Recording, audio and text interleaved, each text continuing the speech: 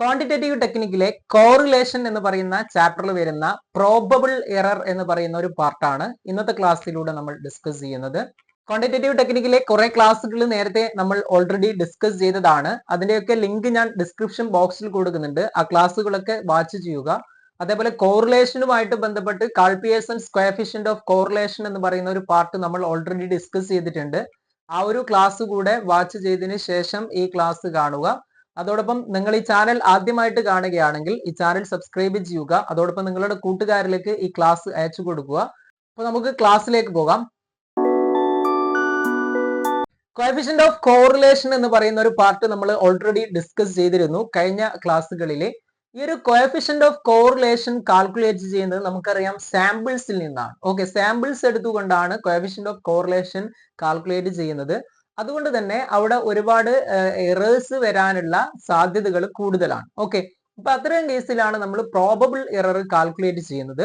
ഇവിടെ നമ്മൾ probable error calculate ചെയ്യുന്നതിന് വേണ്ടിയിട്ടാണ് to find out the extent to which the correlation is dependable. Okay, എത്രത്തോളം കോറിലേഷൻ ഡിപ്പെൻഡബിൾ ആണ് എന്നുള്ളത് കണ്ടെത്താനാണ് നമ്മൾ ഇവിടെ പ്രോബബിൾ എറർ കണ്ടെത്തുന്നത്. ഓക്കെ, കോറിലേഷൻ എന്ന് പറഞ്ഞാൽ നമ്മൾ പറഞ്ഞു രണ്ട് വേരിയബിൾ തമ്മിലുള്ള റിലേഷൻഷിപ്പിനെ കാണിക്കുന്നതാണ് കോറിലേഷൻ എന്ന് പറയുന്നത്. അപ്പൊ ഈ ഒരു കോറിലേഷൻ എത്രത്തോളം ഡിപ്പെൻഡബിൾ ആണ് എന്ന് കണ്ടെത്താൻ വേണ്ടിയിട്ടാണ് നമ്മൾ പ്രോബബിൾ എററിനെ കണ്ടെത്തുന്നത്. അതായത് പ്രോബബിൾ എറർ കണ്ടെത്താനുള്ള ഇക്വേഷൻ എന്താണ്? പി എന്ന് നമ്മൾ ഷോർട്ടായിട്ട് പറയും. പ്രോബബിൾ എറർ കാൽക്കുലേറ്റ് ചെയ്യാനുള്ള ഇക്വേഷൻ ആണ് 0.6745. അതായത് Karl Pearson's coefficient probable error ആണ് ഇവിടെ കാൽക്കുലേറ്റ് ചെയ്യുന്നത്. 0.6745 into 1 minus r square divided by root n എന്നുള്ളതാണ് ഈ ഒരു പ്രോബബിൾ എറർ കാൽക്കുലേറ്റ് ചെയ്യാനുള്ള ഇക്വേഷൻ. ഇവിടെ 0.6745 എന്ന് പറയുന്നത് കോൺസ്റ്റന്റ് നമ്പർ ആണ്. അത് നിങ്ങൾ ഓർമ്മിച്ചു വെക്കുക. 0.6745 into 1 minus r square divided by root n ആണ്. r എന്ന് പറഞ്ഞു കഴിഞ്ഞാൽ ഇവിടെ എന്താണ്? കോഎഫിഷ്യന്റ് ഓഫ് കോറിലേഷൻ ആണ്. ഓക്കെ, n എന്ന് പറയുന്നത് നമ്പർ ഓഫ് ഒബ്സർവേഷൻ ആണ്. r എന്ന് പറയുന്നത് കോഎഫിഷ്യന്റ് ഓഫ് കോറിലേഷൻ ആണ്. അതേപോലെ n എന്ന് പറയുന്നത് എന്താണ്? നമ്പർ ഓഫ് ഒബ്സർവേഷൻ ആണ്. ഇനി ഇവിടെ പ്രോബബിൾ എറർ അപ്ലൈ ചെയ്യുന്നതിന്റെ കണ്ടീഷൻസ് ആണ് നമ്മൾ നോക്കുന്നത്. അതിൽ ഒന്നാമത്തെ കണ്ടീഷൻ ആണ് data must be approximate to bell shaped curve. അതായത് normal frequency curve. Bell shaped curve എന്താണെന്നുള്ളത് നമ്മൾ നോർമൽ ഡിസ്ട്രിബ്യൂഷൻ എന്ന് പറയുന്ന ഒരു ചാപ്റ്ററിൽ പറഞ്ഞിരുന്നു. Bell shaped curve. അപ്പൊ ഡാറ്റ തന്നിരിക്കുന്ന ഡാറ്റ എന്തായിരിക്കണം? ഒരു ബെൽ ഷേപ്ഡ് കേവിന് തുല്യമായിട്ട് വരുന്നതായിരിക്കണം. നോർമൽ ഫ്രീക്വൻസി കേവ് ആയിരിക്കണം എന്നുള്ളതാണ് തന്നിരിക്കുന്ന ഡാറ്റ.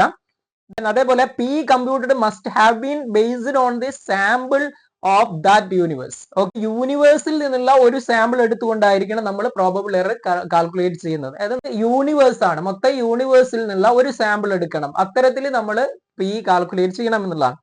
ഇനി the selection of samples should be unbiased and must be independent of each other. അതായത് നമ്മൾ ഇവിടെ സെലക്ട് ചെയ്യുന്നത്, ഒരു സാമ്പിളിനെ സെലക്ട് ചെയ്യുന്നത് ഒരു പ്രത്യേക എന്തെങ്കിലും ഒരു പരിഗണന കൊടുത്തുകൊണ്ട് ആ രീതിയിൽ സെലക്ട് ചെയ്യുന്നതല്ല എന്നുള്ളതാണ്. ഒരു പക്ഷപാതം നമ്മൾ പറയും. അപ്പൊ അവിടെ അത്തരത്തിൽ അൺബയാസ്ഡ് സെലക്ഷൻ ആണ് നടത്തേണ്ടത്. അതേപോലെ തന്നെ ഇൻഡിപെൻഡന്റ് ആയിരിക്കണം. അതായത് ഡിപെൻഡന്റ് ആകാൻ പാടില്ല പരസ്പരം എന്നുള്ളതാണ്. അപ്പൊ ഇത്രയും 3 കണ്ടീഷൻസ് ആണ് ഇവിടെ പ്രോബബിൾ എററിൽ വരുന്നത്. ഇനി നെക്സ്റ്റ് നമ്മൾ ഇതിൽ നോക്കുന്നത് യൂട്ടിലിറ്റി ഓഫ് പ്രോബബിൾ എറർ ആണ്. പ്രോബബിൾ എററിന്റെ യൂട്ടിലിറ്റീസ് എന്തൊക്കെയാണെന്നുള്ളതാണ്. അതിൽ probable error may be used for എന്താണ്? Interpretation and determination of limits. Okay, ഇന്റർപ്രിട്ടേഷന് വേണ്ടിയിട്ട് നമ്മൾ ഉപയോഗിക്കും. അതേപോലെ തന്നെ ഡിറ്റർമിനേഷൻ ഓഫ് ലിമിറ്റ്സ്. ഇപ്പൊ എന്താണ് ഇന്റർപ്രിട്ടേഷൻ എന്ന് പറയുന്നത്? അതിൽ ഇന്റർപ്രിട്ടേഷൻ നടക്കുന്നത്, അതായത് P is used for interpret whether R is significant or not. അതായത് നമ്മൾ കാൽക്കുലേറ്റ് ചെയ്ത coefficient of correlation that is called R. R എന്നാണ് നമ്മൾ സൂചിപ്പിക്കാറുള്ളത്. ഈ ആർ എന്താണ്? സിഗ്നിഫിക്കന്റ് ആണോ അല്ലയോ എന്ന് കണ്ടെത്താൻ വേണ്ടിയിട്ട് നമ്മൾ പ്രോബബിൾ എറർ കാൽക്കുലേറ്റ് ചെയ്യും. അതായത് എങ്ങനെയാണ്?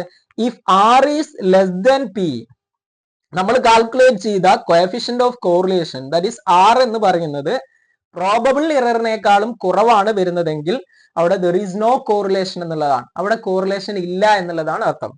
ഇനിയോ if R is greater than P, നമ്മൾ കാൽക്കുലേറ്റ് ചെയ്ത R coefficient of correlation probable എററിനേക്കാളും കൂടുതലാണെങ്കിലോ ദർ ഈസ് കോറിലേഷൻ. അതിനർത്ഥം എന്താണ്? അവിടെ കോറിലേഷൻ ഉണ്ട് എന്നുള്ളതാണ്.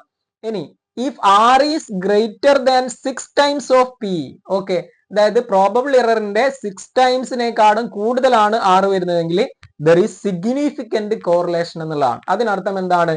ദർ ഈസ് സിഗ്നിഫിക്കന്റ് കോറിലേഷൻ എന്നുള്ളതാണ്. അപ്പൊ ഇതാണ് ഒന്നാമത്തെ യൂട്ടിലിറ്റി വരുന്നത്. ഇനി രണ്ടാമത്തെ യൂട്ടിലിറ്റി എന്താണ്? ഡിറ്റർമിനേഷൻ ഓഫ് ലിമിറ്റ്സ് ആണ്. ലിമിറ്റ്സ് നമ്മൾ ഡിറ്റർമൈൻ ചെയ്യാൻ വേണ്ടിയിട്ട് ഈ ഒരു പി ഉപയോഗിക്കും എന്നുള്ളതാണ്. അതായത് ഇവിടെ രണ്ട് ലിമിറ്റുകളാണ് ഡിറ്റർമൈൻ ചെയ്യുന്നത്. ഒന്ന് ആർ പ്ലസ് പിഇ, അതേപോലെ ആർ മൈനസ് പിഇ ആണ്. അപ്പൊ ഇത്തരത്തിൽ ലിമിറ്റ്സ് കണ്ടെത്തി കഴിഞ്ഞാൽ എക്സ്പെക്ടഡ് വാല്യൂ എവിടെയാണ് വരുന്നത് എന്നുള്ളത് കാൽക്കുലേറ്റ് ചെയ്യാൻ പറ്റും എന്നുള്ളതാണ്. അപ്പൊ ഇതാണ് നമ്മൾ പ്രോബബിൾ എറർ എന്ന് പറയുന്ന പാർട്ടിൽ ഇൻട്രൊഡക്ഷൻ ആയിട്ട് അറിയേണ്ടത്. ഇനി ഇതിൽ നമ്മൾ അറിയേണ്ട മറ്റൊരു പാർട്ടാണ് സ്റ്റാൻഡേർഡ് എറർ എന്ന് പറയുന്നത്. സ്റ്റാൻഡേർഡ് എറർ എന്ന് പറഞ്ഞു കഴിഞ്ഞാൽ standard deviation of any mean എന്നുള്ളതാണ് അർത്ഥമാക്കുന്നത്. Standard error is equal to 1 minus R square divide by root N എന്ന് പറയുന്ന ഇക്വേഷൻ ബേസ് ചെയ്തുകൊണ്ടാണ് നമ്മൾ സ്റ്റാൻഡേർഡ് എറർ കാൽക്കുലേറ്റ് ചെയ്യുന്നത്. അതായത് സ്റ്റാൻഡേർഡ് എറർ നമ്മൾ കാൽക്കുലേറ്റ് ചെയ്യുന്നത് രണ്ട് കാര്യത്തിന് വേണ്ടിയിട്ടാണ്. മെയിൻ ആയിട്ട് അതിന്റെ അഡ്വാൻറ്റേജ് എന്ന് പറയുന്നത് it helps in finding reducing the sample error. Standard error എന്ന് പറയുന്നത് നമ്മൾ കാൽക്കുലേറ്റ് ചെയ്യുന്നത് അതിന്റെ ഗുണം എന്ന് പറയുന്ന രണ്ട് കാര്യങ്ങളാണ്. ഒന്ന് എന്താണ്? It helps in finding and reducing the sample error. Okay, sample error എന്ത് ചെയ്യാൻ പറ്റും? കുറച്ചു കൊണ്ടുവരാൻ പറ്റും. As well as the measurement error, measurement എററും. അതേപോലെ തന്നെ the standard error of any mean tells about the accuracy of the estimate clearly enough. Standard error പറയുന്നത് എന്താണ്? ആക്യുറസി ഓഫ് എസ്റ്റിമേറ്റ് ആണ്. നമ്മുടെ എസ്റ്റിമേറ്റിന്റെ ആക്യുറസി എത്രത്തോളം ഉണ്ട് എന്നുള്ളതാണ് ഇതിലൂടെ പറയുന്നത്. ഓക്കെ, അപ്പൊ ഇവിടെ സ്റ്റാൻഡേർഡ് എറർ കാൽക്കുലേറ്റ് ചെയ്യാനുള്ള ഇക്വേഷൻ എന്താണ്? 1 minus R square divide by root N എന്ന് പറയുന്നതാണ് സ്റ്റാൻഡേർഡ് എറർ കാൽക്കുലേറ്റ് ചെയ്യാനുള്ള ഇക്വേഷൻ. അപ്പൊ ജസ്റ്റ് ഒരു ക്വസ്റ്റ്യൻ നമുക്ക് നോക്കാം. Coefficient of correlation between advertising expenditure and sales for 9 items was observed as +0.72. Find out the probable error of correlation coefficient and comment on the significance of R എന്നുള്ളതാണ്. Okay, അപ്പൊ ഇവിടെ നമ്മൾ calculate ചെയ്യേണ്ടത് probable error ആണ് calculate ചെയ്യേണ്ടത്. Probable error calculate ചെയ്യാനുള്ള equation നമ്മൾ പറഞ്ഞത് എന്തായിരുന്നു? 0.6745 into 1 minus R square divided by root N എന്നുള്ളതാണ് നമ്മൾ ഇക്വേഷൻ പറഞ്ഞിട്ടുള്ളത്. അപ്പൊ ഇവിടെ ആർ ഈസ് ഈക്വൽ ടു എത്രയാണ് തന്നത്? 0.72 ആണ്. ഇനി എൻ ഈസ് ഈക്വൽ ടു എത്രയാണ്? 9 ആണ്. 9 ഐറ്റംസ് ആണ് പറയുന്നത്. എൻ ഈസ് ഈക്വൽ ടു 9 ആണ്. ഓക്കെ, അപ്പൊ ഇവിടെ നമ്മൾ ഇക്വേഷനിലേക്ക് അപ്ലൈ ചെയ്യുന്നു. 0.6745 into 1 മൈനസ് ആർ സ്ക്വയർ, അതായത് 0.72 square divided by root N, അതായത് റൂട്ട് 9 എന്നുള്ളതാണ്. അതായത് ഇതിനെ മാറ്റിക്കൊടുത്താൽ എങ്ങനെ വരും? 0.6745 into 1 മൈനസ് 0.72 സ്ക്വയർ കണ്ടു കഴിഞ്ഞാൽ നമുക്ക് എത്ര കിട്ടും? 0.5184 എന്ന് കിട്ടും.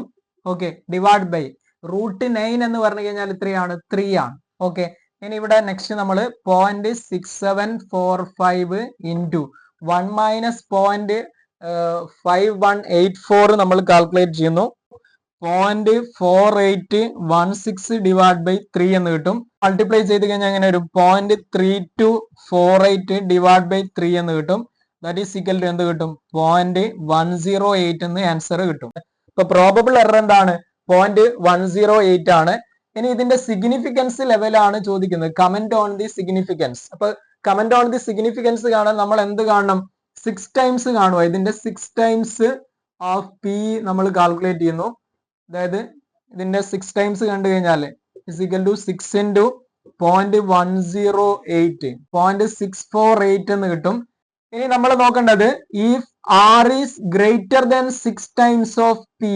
Okay, R is greater than 6 times of P ആണെങ്കിൽ അതിനർത്ഥം എന്താണ്? There is a significant correlation എന്നുള്ളതാണ്. അപ്പൊ ഇവിടെ നിങ്ങൾ നോക്കുക, ഇവിടെ 6 ടൈംസ് നമ്മൾ കാൽക്കുലേറ്റ് ചെയ്തപ്പോൾ പിയുടെ കിട്ടിയ എത്രയാണ്?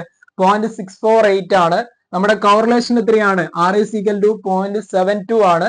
അപ്പൊ ഇവിടെ എന്താണ്? കൂടുതലാണ്. ഇതിനേക്കാളും കൂടുതലാണെങ്കിൽ ഇവിടെ അതിനർത്ഥം എന്താണ്? There is a significant correlation എന്നുള്ളതാണ്. അപ്പൊ നിങ്ങൾ ജസ്റ്റ് ഐഡിയിൽ കൺക്ലൂഷൻ ആയിട്ട് കൊടുക്കുക. ഇതിന്റെ ഇന്റർപ്രിട്ടേഷൻ ആയിട്ട് there is a significant correlation. Okay, there is a significant correlation. അപ്പൊ ഇത്തരത്തിലാണ് ഇതിന്റെ ആൻസർ വർക്ക്ഔട്ട് ചെയ്യേണ്ടത്. ഇനി മറ്റൊരു ക്വസ്റ്റ്യൻ നോക്കാം. To study the correlation between income and expenditure of the families in a village, a sample of 100 families were taken and the coefficient of correlation between two variables was found to be 0.8. Within what limits does it hold good for the universe എന്നുള്ളതാണ്. അപ്പൊ ഇവിടെ ഏതാണ് limit എന്നാണ് ചോദിക്കുന്നത്. Utilities നേരത്തെ നമ്മൾ പറയുമ്പോൾ determination of limits എന്ന് പറഞ്ഞിരുന്നു. അപ്പൊ ഇവിടെ ലിമിറ്റ്സ് നമ്മൾ ഡിറ്റർമൈൻ ചെയ്യാൻ പറ്റും എന്നുള്ളതാണ്. അപ്പൊ പ്രോബബിൾ എറർ ആണ് നമ്മൾ ആദ്യം കണ്ടെത്തേണ്ടത്. അപ്പൊ പ്രോബബിൾ എറർ കണ്ടെത്താനുള്ള ഇക്വേഷൻ എന്തായിരുന്നു പറഞ്ഞത്? 0.6745 into 1 - r² divided by √n എന്നുള്ളതായിരുന്നു ഇക്വേഷൻ പറഞ്ഞത്. അപ്പൊ ഇവിടെ നമ്മൾ ക്വസ്റ്റനിൽ r എത്രയാണ്? നമ്മുടെ ക്വസ്റ്റനിൽ r തന്നിട്ടുള്ളത് 0.8 ആണ്. ഓക്കെ, കോഎഫിഷ്യന്റ് ഓഫ് കോറിലേഷൻ എന്ന് പറഞ്ഞാലാണ് r. 0.8 ആണ് തന്നിട്ടുള്ളത്, 0.8.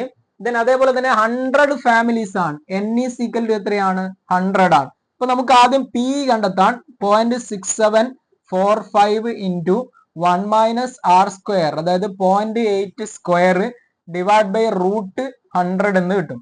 ഓക്കെ, അപ്പൊ ഇതിനെ മാറ്റി കൊടുത്താല് 0.6745 ഇൻറ്റു 1 - 0.64 ഡിവൈഡഡ് ബൈ √100 എന്ന് പറഞ്ഞു കഴിഞ്ഞാൽ എന്ത് വരും? 10 എന്ന് വരും. അതായത് 0.6745 ഇൻറ്റു 0.36 എന്ന് കിട്ടും ഡിവൈഡ് ബൈ 10 മാറ്റി കൊടുത്താൽ 0.6745 ഇൻറ്റു 0.036 എന്ന് കിട്ടും. അതായത് കണ്ടു കഴിഞ്ഞാൽ 0.0243 എന്നുള്ള രീതിയിൽ നമുക്ക് പ്രോബബിൾ എററിന്റെ വാല്യൂ കിട്ടും. അപ്പൊ ഒന്നാമത് നമ്മൾ ചെയ്യേണ്ടത് പ്രോബബിൾ എറർ കണ്ടെത്തുക എന്നുള്ളതാണ്. ഇനി നമ്മൾ നോക്കേണ്ടതാണ് ഇതിന്റെ ലിമിറ്റ്സ് ആണ് നോക്കേണ്ടത്. ലിമിറ്റ്സ് കണ്ടെത്തുന്നത് എങ്ങനെയാണ്? r plus or minus p ആണ് ലിമിറ്റ്സ് കാണാനുള്ള ഇക്വേഷൻ. അതായത് എങ്ങനെയാണ്? r മൈനസ്, അതായത് ഇതിന്റെ ലോവർ ലിമിറ്റ് എന്ന് പറയുന്നത്, lower limit is equal to r minus p e ആണ്. അതായത് r എന്ന് പറയുന്ന ഇവിടെ എത്രയാണ്? 0.8 ആയിരുന്നു. മൈനസ് പ്രോബബിൾ എറർ എത്രയാണ്? 0.0243 എന്നുള്ളതാണ്. ദാറ്റ് ഈസ് ഈക്വൽ ടു 0.776 എന്ന് നമുക്ക് കിട്ടും.